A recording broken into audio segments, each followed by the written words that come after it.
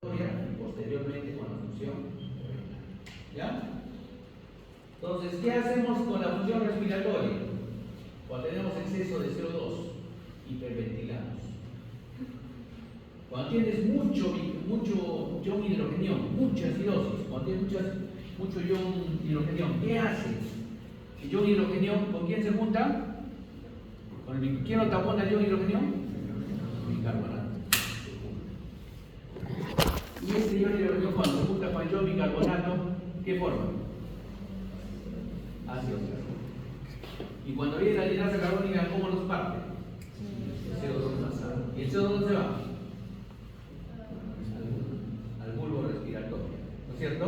Eso lo han hecho en la última clase de respiratorio, es esa, ¿no? Manejo central de la vía respiratoria, parte respiratoria. Llega el CO2 al bulbo, ¿sí? Pero no pasa, pues, o sea, el hidrógeno no va a pasar, no va a pasar la barrera, no hematoencefálica, pero el CO2 sí. Y el CO2 se mete a la barrera hematoencefálica, ¿sí? Y cuando se mete el CO2 a la barrera, pasa a la barrera hematoencefálica y llega a los centros respiratorios, con el agua de esa zona se vuelve otra vez ácido carbónico, se parte bicarbonato y el hidrógeno estimula el centro respiratorio. ¿Y qué es lo que sucede ahí? Entonces comienza la hiperventilación. ¿Por qué? Porque tienes un exceso, ¿no? Y cuando hiperventilas, ¿qué vas a botar? ¿Qué eliminas? CO2, jóvenes, CO2. ¿Estamos entendiendo? ¿Quieren que repitan una parte? Con confianza, porque nos interesa que aprendan, ¿no? A mí no me interesa estar habla, sin que me entiendan nada. Como decía una alumna ayer, me decía, doctor, sí, bien bonita su clase, pero no me acuerdo nada de lo que me enseñó cuando hicimos la anestesia, y eso le enseñé hace un año atrás eso, ¿no? Entonces, por eso peor va a ser con ustedes, ¿no? Pero por lo menos que quede una idea general de por qué los hidrogeniones te van a generar, cómo los hidrogeniones te van a generar una hiperventilación, ¿no? Porque la cetoacidosis diabética no te va a generar CO2, pues, ¿no? De por sí, pero sí te la va a generar porque comienza a generar hidrogeniones, la cetoacidosis diabética genera hidrogeniones, y esos hidrogeniones se juntan con el bicarbonato, su primer tapón, ¿no? El riñón comienza a aguantar el bicarbonato para que se junte con esos hidrogeniones y forman su ácido carbónico, ¿no? Parten CO2 y agua, y el CO2 vuela hacia el bulbo respiratorio, y el CO2 pasa a la barrera hematoencefálica, y ahí con el agua de esa zona se puede hacer toda su ecuación. Sacamos un hidrogenio y ese estimula el centro respiratorio. Y al estimular el centro respiratorio, ¿qué pasa? Comienza a respirar. Entonces tú tienes un cetoacidótico diabético, una acidosis láctica por cualquier otro motivo. Entonces el paciente viene, ¿para qué? Para eliminar CO2. O sea, cualquier acidosis te acaba produciendo exceso de CO2. ¿Estamos de acuerdo? ¿Sí? ¿Cuántos de la clase? ¿Cuántos son? 15. ¿Cuántos han aprendido? ¿5? Nosotros ya estamos más o menos, ¿no es cierto? Ya. Listo. Entonces, esa es la razón. Ahí vienen los tapones, ¿no? Y la compensación respiratoria, ¿no? Que viene con la hiperventilación. Entonces, ¿cómo lo hacemos nosotros? Bueno, pues nosotros lo hacemos, tratamos de equilibrar, ¿no? De equilibrar. O sea, nosotros a los acidóticos los tratamos de equilibrar. ¿Qué les ponemos? Bicarbonato. O sea, los ayudamos a taponar. Pero cuando les ponemos bicarbonato, inmediatamente vemos en la pantalla que sube el CO2. Se sube. Casi inmediatamente. Cuando yo le pongo bicarbonato a un paciente, ese bicarbonato, ¿a quién se va a juntar? Apenas entre a la sangre. ¿A quién se junta? ¿A quién busca el bicarbonato cuando entra a la sangre? ¿A quién? A un hidrogenión, busca un hidrogenión. Cuando el bicarbonato entra a la sangre, cuando ya me lleva una acidosis a todo dar y tengo que tratar de compensarle, yo le pongo bicarbonato externo, ¿no? Y ese bicarbonato, ¿a quién busca en la sangre? A los hidrogeniones que están ahí generando la acidosis, ¿no? Entonces, esos bicarbonatos que están generando, se juntan y forman ácido carbónico. Forman CO2 más agua y el CO2 se va al centro respiratorio. Lo estimula y comienzan a hiperventilar el oxígeno. ¿Y qué comienza a botar más? El CO2. Entonces yo lo veo en una pantalla. Yo le estoy compensando a mi paciente, yo, de forma externa. ¿Ya? Entonces, esa es la razón por la cual un paciente acidótico comienza a exhalar para realizar su compensación respiratoria. Le estimulo la compensación. Entonces, la acidemia estimula el centro respiratorio, ya hemos visto por qué, ¿no? El ion bicarbonato, como el ion hidrogenión, CO2 más agua y todo ese cuento, ¿sí? Entonces, tenemos 4 fenómenos básicos, ¿ya? Cuando voy a identificar un fenómeno metabólico, un fenómeno de alteración ácido-base, tenemos acidosis. Y la acidosis puede ser respiratoria o puede ser metabólica. ¿Cómo identifico una acidosis para comenzar? ¿Cómo lo identifico? ¿Cuánto es el pH? 735 al 745. Ahí estamos con valores absolutos. Pero si el pH me baja de 735, digo está en acidosis o en alcalosis. En acidosis. Entonces, cuando yo punzo a mi paciente y veo que mi pH está menos de 135, está en una acidosis. Me voy al segundo parámetro, mi CO2, ¿cierto? Mi CO2. Si lo veo elevado, el CO2, entonces está en una acidosis, digo que está en una acidosis respiratoria, porque no puedo eliminar el CO2. ¿Ya? Y si lo veo bajo y está con pH menos de 735, digo, ahí no es acidosis, ¿no es cierto? Entonces veo mi segundo parámetro, bicarbonato. ¿Cuál es el valor normal de bicarbonato? 22 a 26. 22 a 26. Entonces, si lo veo el bicarbonato alto, en la respiratoria, el CO2 está alto y el bicarbonato está alto, ¿no? Entonces, ¿qué es lo que está pasando? Perdón, el bicarbonato es alto. Entonces, ¿qué es lo que está pasando?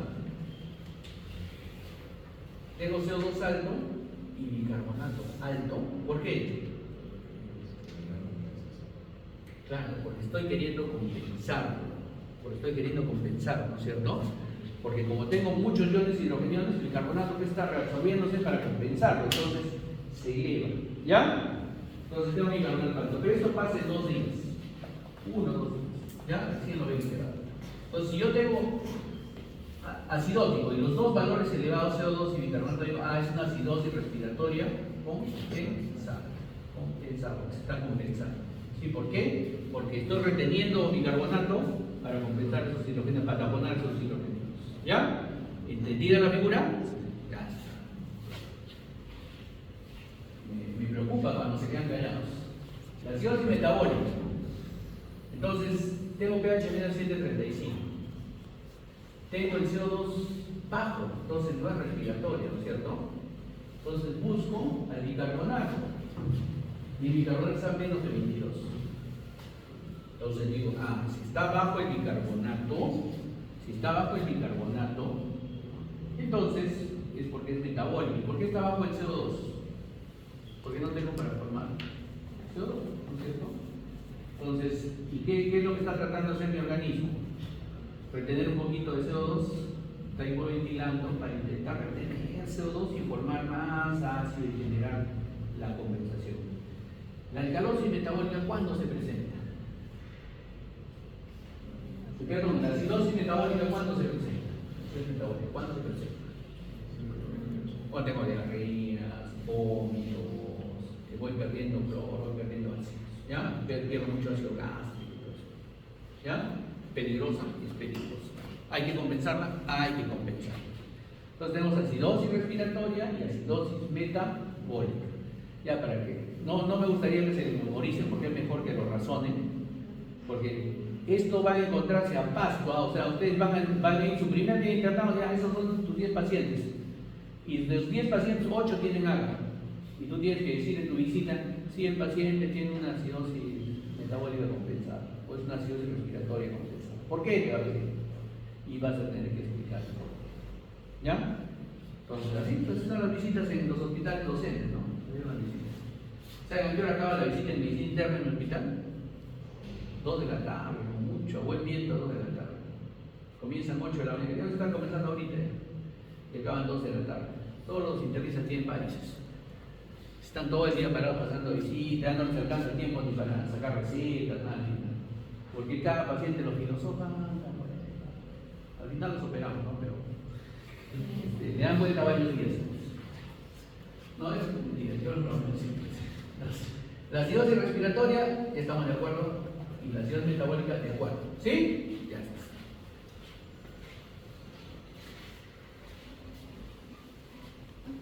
Las alcalosis. Las alcalosis son cuando disminuye el CO2. Les decía, cuando te hiperventilas, ¿no es cierto? Cuando te hiperventilas. Entonces, pero miren, si no le vemos el pH, pero tenemos CO2 bajo y bicarbonato bajo, parecería una acidosis metabólica, ¿no? De orina. Pero el pH está más de 7.45. Ah, es una alcalosis. ¿No es cierto? Es una alcalosis. ¿Respiratoria? Sí. ¿Por qué? Porque el pH más de 7.35 y tiene bajo el CO2. Como tiene bajo el CO2, no hay producción de bicarbonato, tiene bajo el bicarbonato. ¿Ya? Alcalosis respiratoria. ¿Cuándo se produce una alcalosis respiratoria? Cuando te hiperventilas. ¿Cuál es el efecto más deleterio que tiene la alcalosis respiratoria? La vasoconstricción generalizada del organismo.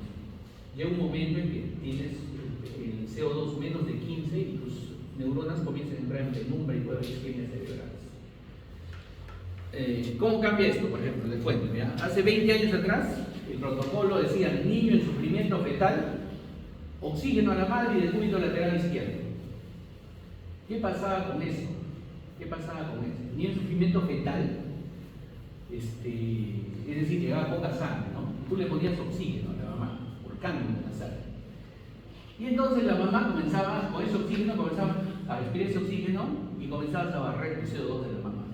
Y comenzaba a bajar el CO2 de 7.35, de 35 te lo veías en 25. ¿Qué pasaba con el niñito?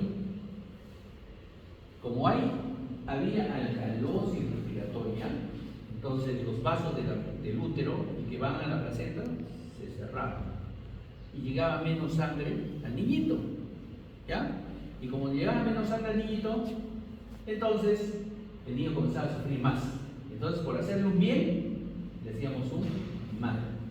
Entonces hemos tenido que hacer estudios de Doppler, estudios de Gaga con los niños, hemos tenido RCPs con los niños, hemos hecho trabajos, tesis de eso, y al final se sacó el protocolo de oxígeno de la mamá. Un sufrimiento fetal. ¿Por qué? Porque lo grabamos. Agravaba la alcalosis respiratoria. ¿Ya? Entonces ahí está. Y la alcalosis metabólica, miren, la alcalosis metabólica parece una acidosis respiratoria, ¿no? CO2 alto, bicarbonatos altos. Pero el pH cambia, ¿no es cierto? El pH es mayor de 7.45. ¿Ya? Y básicamente es lo que yo quiero que ustedes aprendan.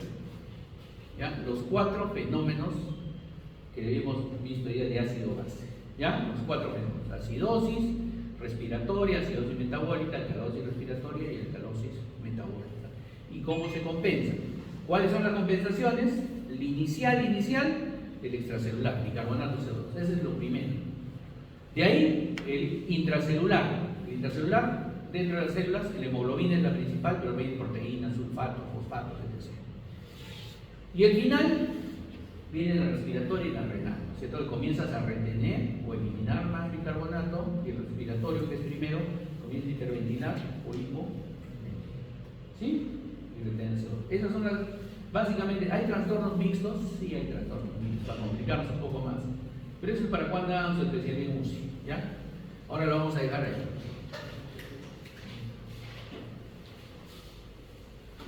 Y entonces ahí vamos a acordarnos de cómo se reabsorbe el bicarbonato. ¿Se acuerdan el cúmulo contorneado proximal? ¿Sí? Sodio sale con un hidrogenión y el bicarbonato que se filtró lo atrapa el hidrogenión, forma ácido carbónico, viene la anhidrasa carbónica, CO2 más agua. El agua sigue su camino y el CO2 se mete a la célula de nuevo y vuelve al mismo camino. El hidrogenión que sobra en esa ecuación intracelular sale o se intercambia con el sodio. Y el ion y el bicarbonato se reabsorbe a la sangre, ¿no? Con el sodio, bicarbonato, sodio. ¿Ya? Entonces, esa es una ecuación importante para la resolución del túbulo contorneado proximal. Entonces, el túbulo colector y el túbulo distal, el hidrogenión se reabsorbe, se elimina el hidrogenión y también se cambia el hidrogenión con el potasio, ¿ya? El hidrogenión con potasio en las células intercaladas. Y ahí también igual CO2 más agua y el agua con túbulo colector. Tenemos dos formas aquí. Entonces, ¿se elimina hidrogenión en el enlace GL? No se elimina hidrogenión en el enlace. Túbulo contorneado proximal, túbulo contorneado distal y túbulo colector. Entonces, se elimina como protones libres, ya lo hemos visto. Se elimina unido al ion fosfato, que ya lo hemos visto. Y se elimina unido a la glutamina formando el ion amonio, que finalmente nos va a dar el olor a la orina, ¿no? Se elimina de esas maneras, el ion hidrogeno. Unir al fosfato en el túbulo contorneado proximal, ahí tiene igual. Sale el ion fosfato y forma el ácido fosfato, ¿no? Y se elimina, igualito que con el bicarbonato, ¿ya? Y en el túbulo colector, la misma ecuación. Y la forma de amonio en el túbulo contorneado proximal igual sale la glutamina, se va formando a partir del metabolismo de la glucosa y se forma el ion amonio. ¿Ya? El ion amonio. Y el túbulo colector, lo mismo que hemos visto en clases, el ion amonio sale, se une el hidrogeno y se forma el ion amonio. Entonces tenemos que entender que tenemos un equilibrio exacto entre los ácidos volátiles, como son las del pulmón, el CO2, y el CO2 se elimina, se regula por la ventilación del paciente, ¿ya? Y los ácidos fijos que eliminamos nosotros se taponan con el ion bicarbonato y los otros ácidos circulares que tenemos dentro de la orina, eliminados en la orina. Ahora, ¿qué pasa con un paciente que no respira? Juntaría mucho CO2, ¿no es cierto? Entonces, tenemos un paciente anoche, polidromatizado, Glasgow 8, no ventila, está vivo, el cerebro está hinchado, no ventila. ¿Qué hacemos? Su corazón late, pues no lo dejamos morirse con acidosis, ¿no? Entonces lo intubamos, lo pasamos a un ventilador mecánico y el ventilador mecánico se encarga de hacer el intercambio de CO2 más oxígeno, mientras podamos recuperar su cerebro y que el paciente ojalá despierte de nuevo. Entonces, esa es la regulación respiratoria. No simplemente el paciente, sino también le podemos estimular una respiración, una compensación respiratoria. ¿Ya? Entonces ya tenemos ahí los fenómenos, acidosis y alcalosis. Este es un normograma. Este es un normograma que usamos, ¿no es cierto? En el cual vemos la acidosis y la alcalosis de acuerdo al aumento del CO2 o de los ácidos y los gases. ¿Ya? Un normograma. Entonces, el ácido respiratorio, el pH tiende a disminuir, este ya lo hemos visto esto, y la alcalosis respiratoria, el CO2 tiende a disminuir, el pH tiende a aumentar. Tanto en acidosis como en alcalosis, la compensación renal viene días después, vuelvo a reiterar, días después, se demora un poquito en medio, ¿ya? Y en la acidosis metabólica, el CO2 más bien su compensación es más rápida, ¿ya? Más rápida, el CO2 porque la respiración rápidamente se compensa. No es como en la compensación renal, ¿ya? ¿Tenemos trastornos ácidos mixtos? Sí, como les digo, pero no los voy a torturar, ¿no? No lo voy a torturar. Ahora no lo voy a torturar. Esto es cuando hagamos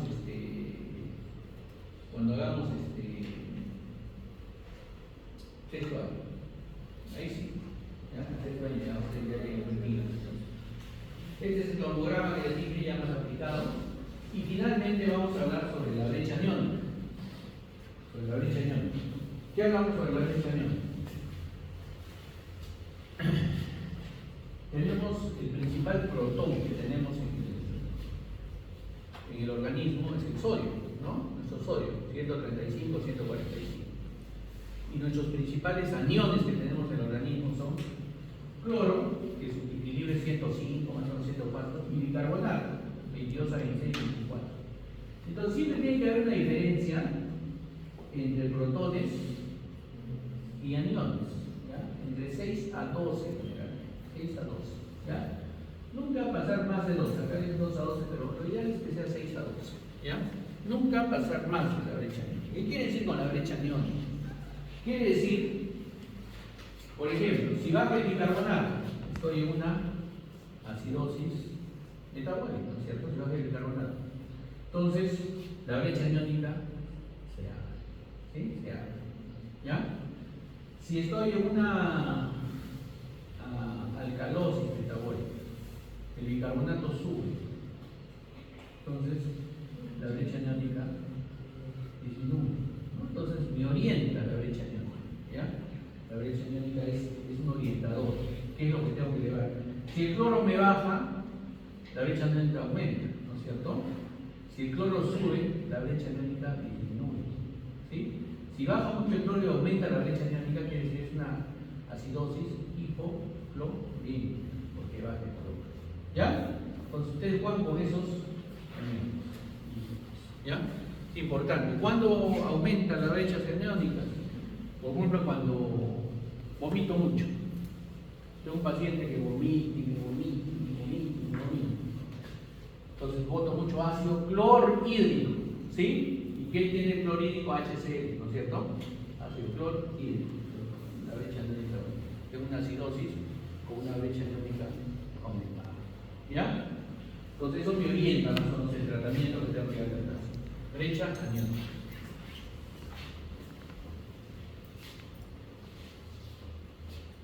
Entonces la brecha aniónica se obtiene esos valores más o menos que les hemos conversado. Listo, chicos, preguntas, dudas. Sí. En la práctica de la semana pasada, nos dio un caso de ácido base y no sé si podría explicar usted algo. Ya para que doctor Cruz, ¿quieres resolver? Pero por resolver, pero díganos qué pasa. No, sí lo resolví, sí lo resolví. Ah, ya. Solo que no a ver, ¿qué pasaba? Era esto.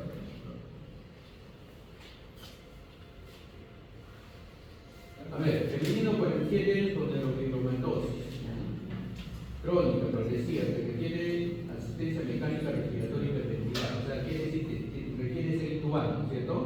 Cuando dice asistencia mecánica, quiere decir que hay que intubarlo al paciente. 60 miligramos de furosemida diarios. ¿Qué quiere decir 60 miligramos de furosemida diarios? La furosemida es un diurético de asa, ¿no es cierto? ¿Qué cosas se elimina el diurético de asa? Si no funciona, si lo eliminas, el sil transportador, lo que es, ¿qué iones comienza a eliminar? Sodio, ¿qué más? Potasio, ¿y qué elimina más? Cloro. ¿Cuántos sodios? ¿Cuántos potasios? Caso 1, ¿no? Es sodio, un potasio, 2 cloros, es el sil transportador, ¿no? Para comenzar a ellos. Y así como cloruro de potasio, 40 miligramos cada vez. Entonces, pH 764, ¿qué cosa es? Acidosis, alcalosis. Alcalosis, ¿no es cierto? Bicarbonato, 35 milimoles por milimoles por litro. ¿Qué quiere decir esto? Está elevado, ¿no es cierto? Y el CO2, 30 milímetros de mercurio. O sea, está disminuido, ¿no es cierto? Disminuido. ¿Encaja entre los casos que hemos visto? No encaja, ¿no es cierto? Porque es un trastorno mixto. Es un trastorno mixto. Tienes una alcalosis metabólica, ¿sí? Está una alcalosis metabólica y tienes una alcalosis respiratoria, ¿no? ¿Por qué tienes la alcalosis respiratoria? ¿Por qué tienes alcalosis respiratoria? Claro, o sea, la alcalosis es por pérdida de CO2, ¿pero por qué? Porque el bicarbonato está alto, ¿sí? El bicarbonato, ¿qué va a hacer? Se va a juntar con un poco ácido carbónico, comienza a juntar CO2 más agua y comienza a producir CO2, ¿no es cierto? Y en su intento inicial de compensación, porque es un intento inicial de compensación, pero acá te da un truco, ¿ya? Te da un truco, ya estás en una alcalosis metabólica, de hecho, bicarbonato y tienes pH 7.64. Pero te dice acá en el caso que tienes asistencia mecánica ventilatoria. ¿Qué quiere decir? Estás intubado, ¿cierto?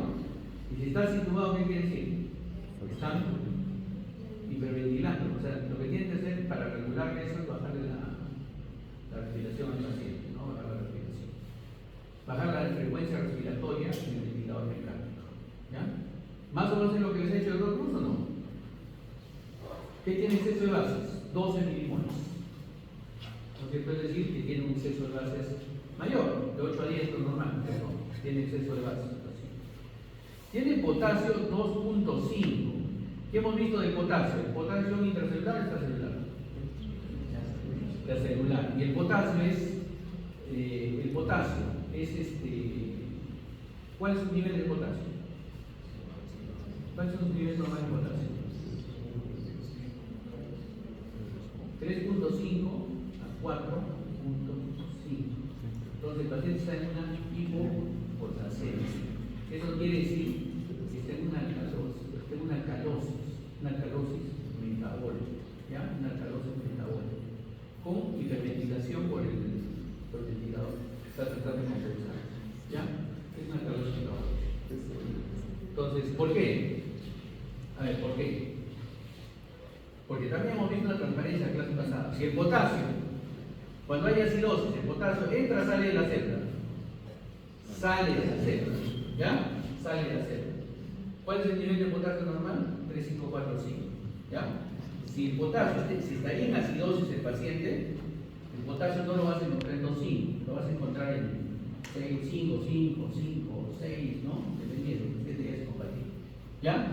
Pero está en alcalosis el paciente, está en una alcalosis metabólica, entonces el potasio se va a meter a la célula. ¿Ya? Por eso le están dando el tratamiento cloruro de potasio, ¿ya? Para eso, el potasio. ¿Para qué? Para elevar ese nivel. El potasio por la alcalosis, el potasio se mete a la célula. Si estaría acidótico, el potasio sale de la célula.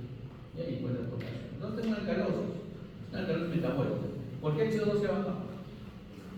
Porque está ventilando.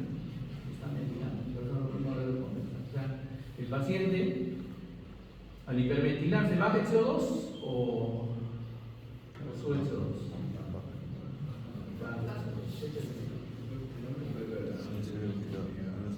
Alcalosis metabólica, realización respiratoria.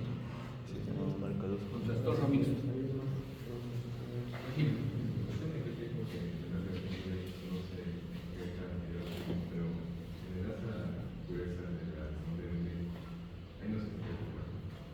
Se reabsorbe. El ACML se reabsorbe y se detecta poco hidrógeno, pero poco, o sea, lo básico, como has visto en todas las, lo básico del hidrógeno es túbulo contorneado. Proximal, túbulo distal por la aldosterona y por las células intercaladas, hidrógeno con potasio, y en el túbulo colector, cuando sale para juntarse a la glutamina. Básicamente es ahí. El túbulo, el ACML, lo más importante es la reabsorción de iones, enlaza ascendente. El zinc transportador de un sodio, potasio, cloro, y paracelular, calcio, magnesio y fósforo. ¿Ya? Eso es lo más importante. Listo, jóvenes. Listo. El 30 del examen, entonces la hora, supongo que va a ser en la noche o